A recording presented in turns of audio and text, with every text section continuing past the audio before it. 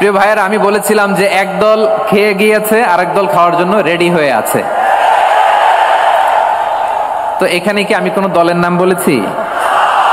বাংলাদেশে 48টা প্রায় নিবন্ধিত রাজনৈতিক দল, কোন দলের নাম আমি বলিনি, কথাটাকে আমি জেনারেল রেখেছি। মাশাআল্লাহ মাশাআল্লাহ মাশাআল্লাহ, ঠিক আছে, আল্লাহ কবুল করুক, আল্লাহ কবুল করুক। এরাই হচ্ছে আগামীর বাংলাদেশ। এই যে সিলেটের সমন্বয়ক যারা 24-এর ছাত্র নাগরিক অভ্যুত্থানে যারা নেতৃত্ব দিয়েছে, ফ্রন্ট লাইনার হিসেবে কাজ করেছে, ওরা এসে আমার সাথে দেখা করলো, প্রাণ ভরে আমি দোয়া করেছি, তোমরাই আগামীর বাংলাদেশ, তোমাদের হাতে নিরাপদ আমার এদেশের লাল সবুজের পতাকা। তোমাদেরকে দায়িত্বশীল ভূমিকা রাখতে হবে। মাশাআল্লাহ, হ্যাঁ হ্যাঁ, হেরে যাবে হিংসা, জিতে যাবে ভালোবাসা। ঠিক আছে, দেখেছি দেখেছি দেখেছি। মাশাআল্লাহ মাশাআল্লাহ, তোমার এই তো শান্ত। এভাবে কয়েক মিনিট একটু কোঅপারেট করলে আমি কিছু বার্তা, কিছু মেসেজ আপনাদের সাথে শেয়ার করবো ইনশাআল্লাহ। যখন আমি জিজ্ঞেস করব তখন আওয়াজ করে উত্তর দিতে হবে, আর যখন কথা বলবো তখন চুপ থাকতে হবে। খরগোশের কানের মতো কান দুটোকে খাড়া করে রাখতে হবে, আর চাতক পাখির মতো চোখ দুটো সামনে রাখতে হবে। পারা যাবে ইনশাআল্লাহ? মাশাআল্লাহ মাশাআল্লাহ তাবারাকাল্লাহ। আমি অত্যন্ত সৌভাগ্যবান, ইটস মাই প্লেজার, আমি অত্যন্ত সৌভাগ্যবান যে 3 দিন ব্যাপী আঞ্জুমানে খেদমতে কোরআনের এই চমৎকার তাফসীরুল কোরআনের প্রোগ্রামের শেষ অধিবেশনে আমার মতো এরকম নগণ্য, ক্ষুদ্র, ছোট্ট একটা মানুষকে কিছু কথা বলবার সুযোগ করে দেয়া হয়েছে। আমি আপনাদের সবার প্রতি অত্যন্ত কৃতজ্ঞ হচ্ছি, শুকরিয়া জানাচ্ছি। আমি আরো সৌভাগ্যবান এজন্য যে জি জি জি এই জায়গা থেকে আমি আর আওয়াজ শুনবো না, হাতও দেখাতে হবে না, একেবারে সাইলেন্ট। আমি আরো সৌভাগ্যবান যে আমি অত্যন্ত নগণ্য ক্ষুদ্র একজন কোরআনের ছাত্র হয়ে কোরআন থেকে যা বুঝেছি, এই কথাগুলো যখন দেশ থেকে দেশান্তরে যেখানেই যাই শোনাবার জন্য লক্ষ লক্ষ দিনী ভাইরা সেখানে উপস্থিত হয় আলহামদুলিল্লাহ। এবং যারা আসতে পারেন না, এরকম কোটি কোটি বনি আদম পরবর্তীতে সোশ্যাল মিডিয়ার কল্যাণে তারা কথাগুলো শোনেন আলহামদুলিল্লাহ। আবার এমনও অনেক আছে যারা আমাদেরকে পছন্দ করেন না, তারাও ডায়েরি খাতা কলম নিয়ে, মোবাইল নিয়ে, ল্যাপটপ খুলে আমাদের আলোচনা শোনেন। আমি তাদেরকেও ভালোবাসি, কারণ আমার স্লোগান হচ্ছে হেরে যাবে ওদের হিংসা, ষড়যন্ত্র, জিতে যাবে আমাদের ভালোবাসা। যারা আমাদের বিরোধিতা করে, আমাদের ব্যাপারে ঘৃণা ছড়ায়, তাদের জন্য আমাদের বুক ভরা দরদ আর ভালোবাসা আছে না নাই? কারণ ভালোবাসা দিয়ে যা জয় করা যায়, কঠোরতা দিয়ে তা পারা যায় না। তো যারা বিরোধিতার জন্য আমাদের আলোচনা শোনেন তাদেরকে ওয়েলকাম। যারা আমাদের আলোচনা আউট অফ কনটেক্সট নিয়ে এক জায়গার মাথা আর এক জায়গার লেজ জুড়ে দেন, তাদেরকেও ওয়েলকাম। গত সপ্তাহে আপনারা জানেন খুলনা বিভাগের প্রোগ্রাম আমি দিয়েছিলাম যশোরে, আদ্দিন ফাউন্ডেশনের উদ্যোগে।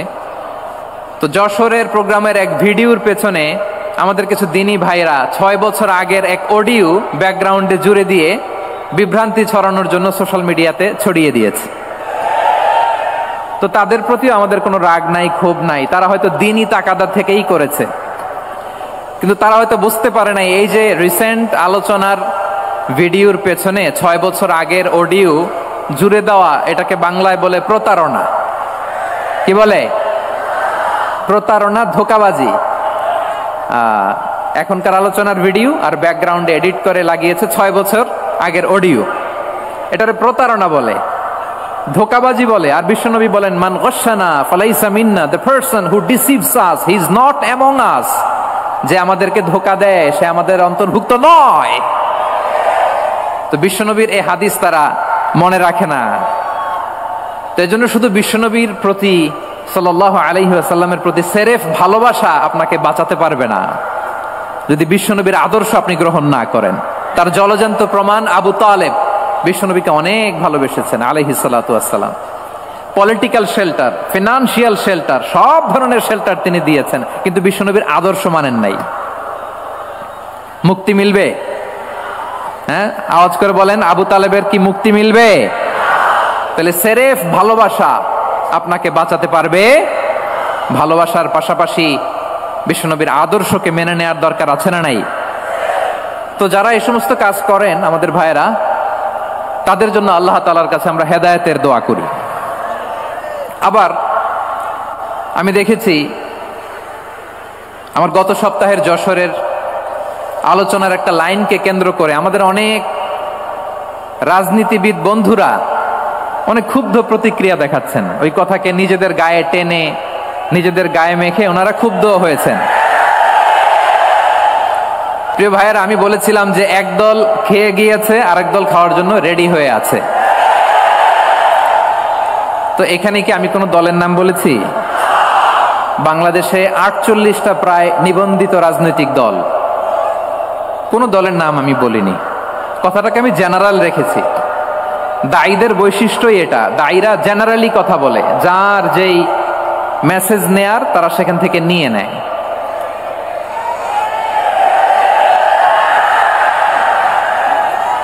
তো কোন দল এটা নিয়ে কোনো কথা বলল না। আপনারা এটাকে নিজের গায়ে যে মাখালেন, এটা ঠিক হয়নি। আমি বলবো যে এটা খুবই অনভিপ্রেত হয়েছে। কোন দলকে টার্গেট করে বা কোন দলের পক্ষে আমরা কখনো কথা বলি না। আমরা কোরআনের পক্ষে কথা বলি, ইসলামের পক্ষে কথা বলি, ঠিক কিনা বলেন? সো একটা জেনারেল কথাকে যদি আমার রাজনীতিবিদ বন্ধুরা নিজেদের গায়ে মাখেন, ক্ষুব্ধ প্রতিক্রিয়া জানান, এতে করে সাধারণ জনগণের কাছে একটা নেগেটিভ মেসেজ যাবে ওনাদের ব্যাপারে। এটা হোক আমরা চাই না। এদেশের যত এই যে আমার ভাইয়েরা, এই যে আমি এই যে কথা বলতেছি, সাদা টুপি, ও আচ্ছা আচ্ছা, চলে যাবেন না? একটু জায়গা দিয়ে দেন ওনাকে। হয় কি, লক্ষ লক্ষ মানুষের ভিড়ে আপনি যদি উঠতে চান খুব কঠিন হয়ে যায়। যদি পারেন একটু বসেন, আর না পারলে ভাইকে একটু জায়গা দিয়ে দেন। আমার দিকে তাকান, এই সিলেট, এদিকে তাকাও, এদিকে এদিকে, ফাইন। তো আমার প্রিয় রাজনীতিবিদ বন্ধুদের আমি বলবো, কথাটা ছিল ভেরি জেনারেল, এটা নিজেদের গায়ে মাখানোর কোনো দরকার নাই। আমরা এই যে এক্সিস্টিং যে রাজনৈতিক চর্চা, এটা থেকে আমরা বেরিয়ে আসতে চাই। আমরা চাই না এদেশে চাঁদাবাজি, দখলবাজি থাক, ঠিক কিনা বলেন? এদেশে কোনো দুর্নীতি থাক, টেন্ডারবাজি থাক, এগুলো আমরা চাই? আই হেট পলিটিক্স একটা জেনারেশন আছে, এই বেশিরভাগ জেনজি অফ সিলেট, এরা আই হেট পলিটিক্স জেনারেশন। এরা পলিটিক্সকে পছন্দ করে না। তো কেন করে না, এর দায়ভার আমাদের আছে না নাই? আছে। এবং আমরা দেখেছি ক্ষমতার পালাবদল যখন হয়, এক সরকার যায় আরেক সরকার আসে, তখন দুর্নীতির ফিরিস্তি আমরা জানতে পারি, এর আগে জানতে পারি না। প্রতিটা দলের ভেতরেই আমরা এই বাজে চর্চাটা দেখেছি। সো এখন আমাদেরকে শুধরে নেয়ার সময় এসেছে।